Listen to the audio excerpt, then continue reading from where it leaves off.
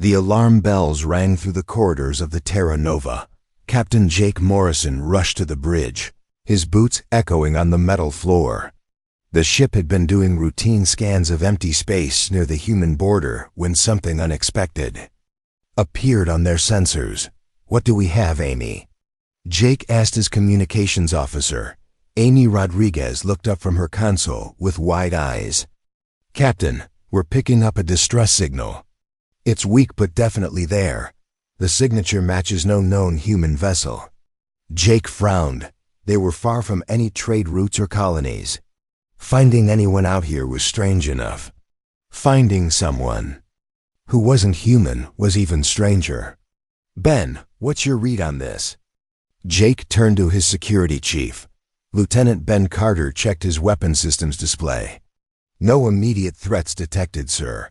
Whatever it is, it's not moving much. Could be a trap, but if it is, it's a pretty quiet one." Dr. Lisa Grant stepped onto the bridge, still wearing her lab coat. She had heard the alarms from the medical bay. "Captain, if someone needs help out here, we should respond." "That's what we do." Jake nodded slowly. Lisa was right. The Terra Nova was a research vessel, not a warship, but they still followed the old rules of space travel. You helped people in trouble, no matter who they were. "Amy, can you get a visual on whatever's sending that signal?" The main screen flickered to life.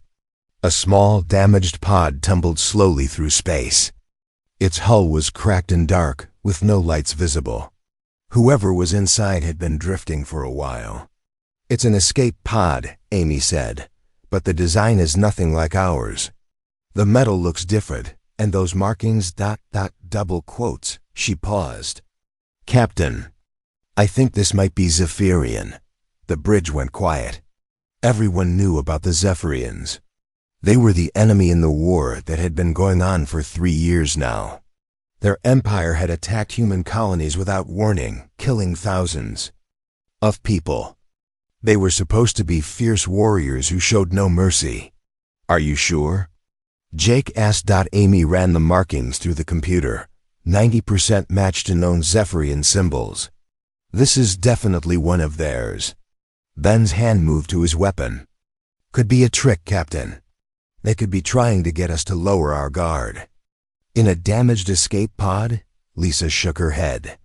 "Look at that thing. It's barely holding together. If someone's alive in there, they need help now." Jake stared at the pod on the screen. This was not what he had expected when they started there. Survey mission. Finding an enemy soldier in space was complicated. But leaving someone to die in the cold emptiness was not something he could do. "Bring it aboard," he decided, "but carefully. Ben, I want full security protocols. Lisa, get ready in the medical bay. If whoever's in there is alive, they're probably in bad shape." The next 30 minutes were tense. Tom Bradley, the chief engineer, used the ship's mechanical arms to carefully pull the escape pod into the cargo bay. The whole crew watched on monitors as the pod was brought inside. "Atmosphere sealed," Tom reported. "But Captain, this pod is in worse shape than it looked. I'm surprised it held together long enough for us to find it." Jake, Ben, and Lisa made their way to the cargo bay. They wore protective suits just in case. The escape pod sat in the middle of the bay, looking even more damaged up close. Scorch marks covered its surface, and several panels were completely missing. "Life signs?" Jake asked. Lisa checked her scanner. "Weak but present. Whoever's in there is alive but barely. We need to get them out now." Tom worked on the pod's door mechanism. It took several minutes, but finally the hatch opened with a hiss of escaping air. Inside, they found their first live Zephyrian. He was bigger than a human, with grayish skin and what looked like natural armor plating along his arms and chest. His breathing was shallow, and dark blood stained his uniform. But his eyes were open, and they were filled with pain and confusion. The alien tried to sit up when he saw them, but Lisa gently pushed him back down. "Easy there," she said softly. "You're hurt. We're here to help." The Zephyrian's eyes moved from one human to another. He said something in his own language, but the words were weak and hard to understand. "Amy," Jake spoke into his communicator. "Can you get a translation started? Our guest is trying to talk." While they waited for the translation program to work, Lisa began checking the alien's injuries. She had studied Zephyrian anatomy as part of her medical training, but this was the first time she had seen one in person. 2 broken ribs possible. Internal bleeding and severe dehydration, she reported. He's been in that pod for days, maybe weeks. The alien watched Lisa work with growing confusion.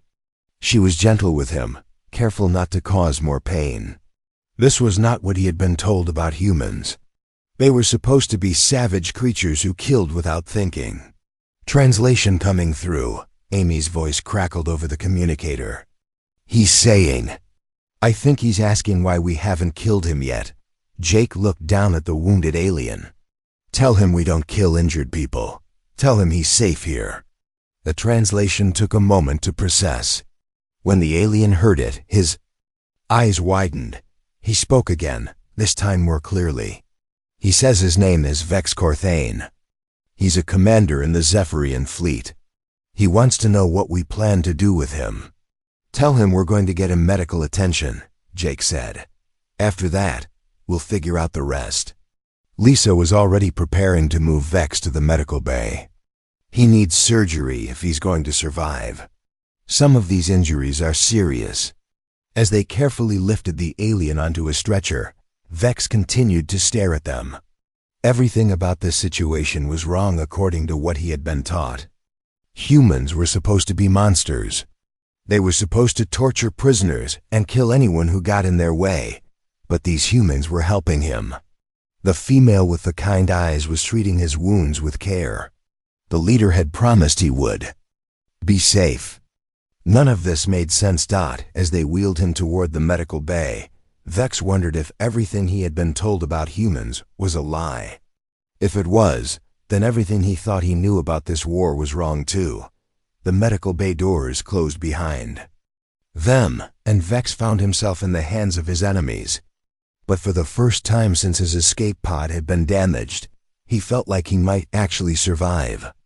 And if he did survive, he would have a lot of questions that needed answers. 3 days had passed since Vex Corthane arrived on the Terra Nova. The surgery had gone well, and Dr. Lisa Grant was pleased with his recovery. The Zephyrian commander was now sitting up in the medical bay, eating human food and asking questions that surprised everyone. "Why do you play games?" Vex asked, watching Tom Bradley and Lisa play chess at a small table near his bed. Lisa moved her knight and looked up at him. "Games help us think. Chess teaches us strategy and planning. It's also fun." Vex tilted his head. In Zephyrian society, warriors trained constantly for battle. They did not waste time on activities that served no military purpose. "But this chess game will not help you fight," Tom laughed. "Actually, it might. Good chess players learn to think several moves ahead. They learn to see patterns and predict what their opponent will do. Those skills work in battle too." This confused Vex even more. He had been taught that humans were simple creatures who relied on luck and chaos in battle. But here was evidence that they thought about strategy even during their free time. Captain Jake Morrison entered the medical bay carrying a data tablet. He had been checking on Vex regularly, partly out of curiosity and partly because he was responsible for everyone on his ship, even prisoners. "How are you feeling today, Commander?" Jake asked. "Better," Vex replied. His English was improving quickly. Zephyrians were good at learning languages, though they rarely bothered since most species they encountered ended up speaking Zephyrian or speaking nothing at all. "Good. I wanted to ask you about something." Our communications officer picked up some chatter from Zephyrian ships in this sector. "They seem to be looking for you." Vex's expression darkened. "They are not looking to rescue me. They are looking to make sure I do not talk to humans." This got everyone's attention. Lisa stopped studying the chessboard. and Tom set down the piece he was about to move. "What do you mean?" Jake asked. Vex was quiet for a long moment. Then, he began to speak, his voice low and careful. "In my empire, captured warriors are considered dead. It is better to die in battle than to live as a prisoner. If they find me alive, they will kill me themselves to preserve honor." "That's terrible," Lisa said. "What kind of military abandons its own people?" "The kind that values image more than soldiers," Vex replied. "But I am beginning to think my empire has many problems I never saw before." Over the next few hours, Vex began to tell them about his experiences in the war. He spoke of battles where human forces had done things that seemed impossible. He described human soldiers who fought with desperate creativity when they were outnumbered. He talked about human commanders who gave up strategic advantages to save civilian populations. "At the Battle of Kepler Station," Vex said, "your Admiral Watson had our fleet surrounded. He could have destroyed us completely. Instead, he opened an escape route and let our transport ships leave with wounded soldiers." Ben Carter, who had been listening from the doorway, stepped forward. "That doesn't sound like military tactics." "No," Vex agreed. "It does not, but it happened. My commanders told us Watson was weak and foolish. But looking back, I think he was something else entirely." "What?" Jake asked. "Merciful," Vex said. The word like he was tasting something strange. In Zephyrian culture, mercy is weakness. But Watson showed mercy and still won the battle. This should not be possible. Amy Rodriguez entered the medical bay carrying a small device. "Sorry to interrupt, but I thought Commander Vex might be interested in this. It's our cultural database. Music, art, literature from Earth." Vex looked at the device suspiciously. "Why would I want to see human culture?" "Because it might help you understand us better," Amy said with a smile. "And because some of it is really beautiful." Amy showed Vex how to use the device. The first thing that came up was a piece of classical music from Earth. As the sounds filled the room, Vex's eyes widened. The music was complex and emotional. Nothing like the simple war songs of his people. "This is strange," he said. "It makes me feel things I do not understand." "That's what good music does," Tom said. "It reaches something inside you that words cannot touch." Over the following days, Vex spent hours exploring the cultural database. He listened to jazz and rock music. He looked at paintings and sculptures. He read poetry about love and loss, hope and fear. Each new discovery challenged what he had been taught about humans, that the poetry affected him most deeply. There was one poem about a soldier who died far from home, written by his mother. When Vex read it, he thought of his own mother, who had died in a factory accident while he was away fighting humans. The poem made him cry, which confused him greatly. Why do humans write about sadness? He asked Lisa during one of his medical checkups. Because sadness is part of life, she replied. Writing about it helps us understand our feelings. It helps us heal. Zephyrians do not write about sadness. We are taught that sadness makes us weak. What do you think now? Vex was quiet for a long time. I think maybe my people are afraid of their own feelings. Maybe that is why we fight so much. Fighting is easier than thinking about what we have lost. Kelly Wright, the ship's navigator, often visited Vex to tell him stories about Earth. She described cities where millions of people lived together peacefully. She talked about different cultures and languages, different ways of thinking and living. How do you keep from fighting each other? Vex asked her. With so many different ideas and beliefs? We do fight sometimes, Kelly admitted. But we also talk. We argue and debate and try to find solutions that work for everyone. It's messy and complicated, but it usually works better than just conquering everyone who disagrees with you. This was perhaps the most shocking thing Vex had learned. The Zephyrian Empire dealt with disagreement through force. Different opinions were crushed before they could spread. But humans seemed to thrive on their differences. using them to create new ideas and solutions. One evening, Jake found Vex staring out the medical bay's small window at the stars. The alien commander looked thoughtful and sad. "Penny for your thoughts," Jake said, using an old Earth expression. "I do not understand that phrase, but I think you are asking what I am thinking about." "That's right." Vex sighed, a sound that was surprisingly human-like. "I am thinking about all the things I was told about humans. That you are savage and cruel, that you kill without reason, that you have no honor or culture. And what do you think now?" "I think my empire lied to me. I think they lied to all of us. You are not savages. You are not cruel. You have more honor than many of my own people, and your culture is richer than anything I have ever seen." Jake nodded. "That must be hard to accept." "It is. Because if I was wrong about humans, then I was wrong about this war. And if I was wrong about the war, then all the humans I killed ... double quotes. Vex's voice trailed off. "You were a soldier following orders," Jake said gently. "You did what you thought was right with the information you had. But now I have different information. Now I know the truth. The question is, what do I do with it?" Jake looked out at the stars with him.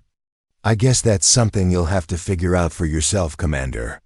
As Jake left the medical bay, Vex continued to stare into space. For the first time in his life, he was beginning to question everything he had been taught. And that questioning was about to change not just his own life, but the course of the entire war. A week later, the Terra Nova approached Frontier Base Alpha. Captain Jake Morrison had made a difficult decision. Vex had asked to see a human military base, and Jake thought it might be important for the alien commander to understand how humans really conducted war. "Are you sure about this?"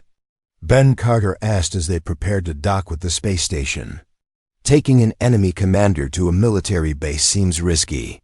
"He's not exactly an enemy anymore," Jake replied. "And he might learn something that could help end this war."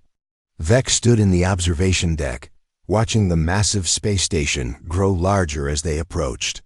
Frontier Base Alpha was huge, with weapon platforms and shield generators protecting the human border. But something about it seemed different from Zephyrian military bases. "It looks defensive," Vex said to Lisa, who had joined him to watch their approach. "What do you mean?" "Zephyrian bases are built for attacking. This one is built for protecting. All the weapons point outward, away from human space." Lisa nodded. "That's because we're not trying to conquer anyone. We're trying to keep our people safe." When they docked, Colonel Patricia Hayes met them at the airlock. She was a stern woman with gray hair and sharp eyes, but she greeted Vex with professional courtesy rather than hostility. "Commander Corthane," she said, "Captain Morrison tells me you want to see how we operate. I hope you find it educational." Vex followed the colonel through the base's corridors. The first thing he noticed was how different the atmosphere was from Zephyrian military installations. Soldiers talked and laughed with each other while maintaining discipline. Officers showed concern for their troops rather than just demanding obedience. "Your soldiers seem happy," Vex observed. "Happy soldiers fight better," Colonel Hayes replied. "Fear and misery make people do stupid things in battle. We prefer our troops to be thinking clearly." This was another shock for Vex. Zephyrian military doctrine taught that soldiers should fear their officers more than they feared the enemy. But these human soldiers respected their leaders because they trusted them, not because they were afraid. Major Chris Newman, the base intelligence officer, joined them as they toured the command center. He was a quiet man who seemed to see everything happening around him. "Commander Corthane," he said, "would you be willing to look at some tactical data? We're trying to understand Zephyrian strategy better." Vex agreed, though he was not sure why. Major Newman showed him recordings from recent battles, asking questions about Zephyrian tactics and equipment. As they worked, Vex began to see the battles from the human perspective for the first time. "This attack on Colony 7, Major Newman said, pointing to a display. Your forces targeted the hospital and schools first. Why? Vex looked at the data and felt sick. To break morale. Command said that humans would surrender if their weak were threatened. Did it work? No, Vex admitted. The humans fought harder after that. I never understood why. Major Newman was quiet for a moment. Because those were our children and sick people in those buildings. Attacking them just made us angry. Vex stared at the tactical display. He had participated in that attack, following orders without question. Now he saw it differently. The Zephyrian Empire had not been trying to win a military victory. They had been trying to terrorize civilians. And it had not worked because humans protected their weak instead of abandoning them. Show me more, Vex said. For the next several hours, Major Newman showed him battle after battle. In each one, Vex saw the same pattern. Zephyrian forces would attack civilian targets, expecting humans to break. But instead of breaking, humans would fight with desperate courage to protect their people. We never understood, Vex said finally. We thought you were cowards because you cared about civilians. But caring about them made you stronger, not weaker. That's right, Major Newman said. A soldier who knows what he's fighting for will always beat a soldier who's just following orders. Colonel Hayes took Vex to the training areas next. Here, human soldiers practice not just combat skills, but also rescue operations and humanitarian missions. Vex watched as troops rehearsed evacuating civilians from a disaster zone. Why do soldiers learn to save people? He asked. Because that's part of our job, Sergeant Nina Foster explained. She was a tough woman who had clearly seen combat, but she spoke gently about the rescue training. We're not just warriors. We're protectors. Vex observed the training exercises with growing amazement. These humans practiced scenarios where they had to choose between military objectives and saving lives.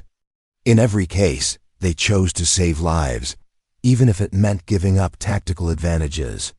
This is not efficient, Vex said to Sergeant Foster. Maybe not, she replied. But it's right. And soldiers who know they're doing the right thing fight better than soldiers who are just afraid of punishment. Later, Vex met with some of the soldiers who had fought against Zephyrian forces. He expected them to hate him, but instead found something more complex. Corporal Ryan Beck had lost friends in the Battle of New Tokyo, but when he talked to Vex, he showed no hatred, only sadness. I don't blame you personally, Ryan said. You were following orders, same as me, but I hope someday this war can end. Too many good people have died on both sides. This attitude confused Vex greatly. You do not hate me for killing your friends? Hating you won't bring them back, Ryan replied. And you're not the one who started this war. You're just caught up in it, like the rest of us. Vex spent the evening in the base's recreation area, watching human soldiers relax after their duties. They played games, told stories, and talked about their families back home. Some of them included him in their conversations, asking about Zephyrian culture and sharing stories of their own. Do Zephyrian soldiers have families? Asked Lieutenant Sarah Brooks. Yes, Vex said. But we are taught not to speak of them.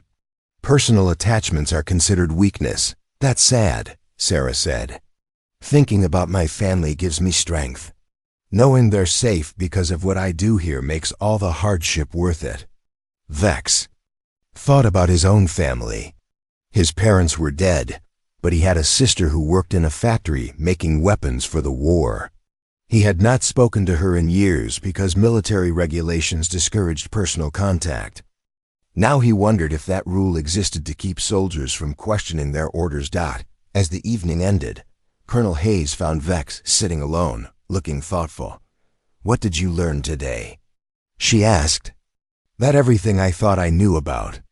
Human warfare was wrong, Vex replied. You do not fight like Zephyrians fight. You do not think like we think. How do we think differently? Vex considered the question carefully. Zephyrians fight to conquer, to show dominance, to prove we are stronger than others. But humans fight to protect, to defend what they love. That is why you are so hard to defeat. You are not fighting for glory or conquest. You are fighting for survival and for each other. Colonel Hayes nodded. And what will you do with this knowledge? I do not know yet, Vex said honestly. But I cannot go back to being the warrior I was before. Too much has changed. That night, as Vex lay in his assigned quarters, he thought about everything he had seen. The human military was not the savage war machine described in Zephyrian propaganda. It was an organization of people who cared about each other and the civilians they protected. They fought not because they loved war, but because they loved peace and would do anything to preserve it. For the first time in his life, Vex began to wonder if his empire was the real enemy in this conflict. And if that was true, then he had to decide what he was going to do about it. 2 weeks after leaving Frontier Base Alpha, Vex Corthane sat in Captain Jake Morrison's ready room aboard the Terra Nova. The alien commander had requested a private meeting, and his expression was serious. Captain Morrison, Vex began, I need to tell you something important about my empire and this war. Jake leaned forward in his chair. Over the past month, he had watched Vex change from a suspicious enemy into something approaching a friend. But the alien still carried secrets that weighed heavily on him. I'm listening, Jake said. Vex took a deep breath. Everything your people believe about why this war started is wrong. And everything my people believe about humans is also wrong. But the lies go much deeper than I first realized. For the next hour, Vex explained the truth about Zephyrian society. He described how their empire was ruled by a small group of families who stayed in power by keeping the population afraid and angry. War was not about defending their territory or protecting their people. War was about giving the warriors something to do and the rulers something to point to when citizens asked why their lives were so hard. The High Command tells us that humans are expanding toward our space, Vex said. They show us maps of human colonies getting closer to our borders. But I have seen your real territory maps now. You are not expanding toward us. We are expanding toward you. Jake felt a chill run down his spine. Are you saying the Zephyrian Empire started this war just to keep control of their own people? Yes, and they keep it going for the same reason.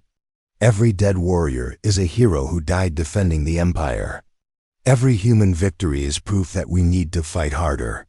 The war feeds itself, and the rulers grow more powerful while everyone else suffers. Vex pulled out a small device he had been working on with Amy Rodriguez. I have been recording messages for the past week. Messages that tell the truth about what I have learned here. About how humans really live and fight. About what this war is really about. He activated the device, and his own voice began speaking in the Zephyrian language. Even though Jake could not understand the words, he could hear the emotion and conviction in Vex's tone. What are you saying? Jake asked. I am telling them about the human doctor who saved my life when she could have let me die. About the soldiers who showed me respect even though I had killed their friends. About the families and cultures and beautiful things that humans create. I am telling them that we are fighting the wrong enemy. Amy Rodriguez entered the ready room carrying her communications equipment. Captain, we've analyzed Commander Vex's message. If we broadcast it on the right frequencies, it will reach Zephyrian ships throughout this sector. But there's a problem, Amy continued. As soon as we start transmitting, every Zephyrian fleet in the area will know exactly where we are. They'll come for us, and they won't be interested in talking. Vex nodded grimly. The High Command cannot allow my message to spread. They will send everything they have to stop it. But if even a few warriors hear what I have to say, it might plant seeds of doubt, and doubt grows. Jake considered the risks. The Terra Nova was a research vessel, not a warship. They had no chance against a Zephyrian battle fleet. But if Vex was right, this message could be the beginning of the end of the war. "How long do we need to transmit?" Jake asked. 10 minutes should be enough to reach most of the ships in this sector, Amy replied. "And how long before they find?" "US? Maybe 30 minutes if we're lucky." Jake made his decision. Do it. Send the message. Amy began setting up the transmission equipment while Vex prepared his recording. Dr. Lisa Grant and the rest of the crew gathered in the ready room to watch history being made. "Are you sure about this?" Lisa asked Vex. "Once you do this, there's no going back. Your own people will consider you a traitor." Vex looked at her with sad but determined eyes. "Doctor, you saved my life when you had every reason to let me die. Captain Morrison treated me with kindness when he could have thrown me in a cell. All of you showed me what humans are really like. How can I stay silent when I know the truth?" The transmission began. For 10 minutes, Vex's voice carried across space, reaching Zephyrian ships scattered throughout the sector. He spoke of his experiences among humans, of their compassion and honor, of their art and music and literature. He challenged his fellow warriors to question what they had been told about their enemies, but he also spoke about the Zephyrian Empire itself, about the lies told by their leaders, about the real reasons for the war, about the families and friends dying for the ambitions of those who would never see battle themselves. "This war serves no one but those who profit from it," Vex said in his final words. "We are not fighting for our empire. We are fighting for their empire. And our enemies are not the monsters we were told they were. They are people, just like US, who want to live in peace and protect their families. It is time to stop the killing and start the talking." The transmission ended. Amy immediately began shutting down the equipment and trying to mask their location, but it was too late. Long-range sensors detected ships moving toward them from 3 different directions. Multiple Zephyrian vessels approaching, then Carter reported from the bridge. "Looks like 2 destroyer squadrons and a heavy cruiser. We've got about 20 minutes before they're in weapons range." Jake activated the ship's intercom. "All hands, prepare for emergency jump to hyperspace. We're leaving this system immediately." But as the Terra Nova prepared to flee, something unexpected happened. Amy picked up new transmissions from nearby. Zephyrian ships. Not orders or battle commands, but arguments and debates. "Captain," Amy said excitedly, "some of the Zephyrian crews are talking about Vex's message. They're questioning their orders. One ship is refusing to pursue us." More reports came in over the next few minutes. Zephyrian commanders were arguing with their crews. Some warriors were demanding to hear the full message. Others were calling for immediate attacks on human positions to prove their loyalty. Zephyrian fleet was beginning to turn on itself. "It's working," Vex said quietly. "The doubt is spreading." 3 months later, Vex Corthane stood on the observation deck of Unity Station, watching as representatives from both species prepared for formal peace negotiations. His message had indeed planted seeds of doubt throughout the Zephyrian military. Warriors had begun questioning their orders. Commanders had started asking uncomfortable questions about the war's purpose, and eventually, entire fleets had refused to continue fighting. The Zephyrian High Command had tried to maintain control, but too many people had heard the truth. Rebellions broke out across the empire. The ruling families found themselves fighting their own people instead of humans. The war was not over yet, but it was ending. And it was ending not with a final battle, but with the gradual realization that it should never have begun at all. Dr. Lisa Grant joined Vex at the observation window. "Any regrets?" she asked. Vex thought about all the humans he had killed before learning the truth. He thought about the Zephyrian warriors who had died, believing lies. He thought about the years of suffering that could have been avoided. "Many regrets," he said finally, "but no doubts. This was the right thing to do." Jake Morrison approached them, carrying official documents. "The preliminary peace treaty has been signed," he announced. "And Vex, they want you to serve as the first Zephyrian ambassador to human space." Vex nodded. "It would be difficult work, helping two species learn to trust each other after years of war.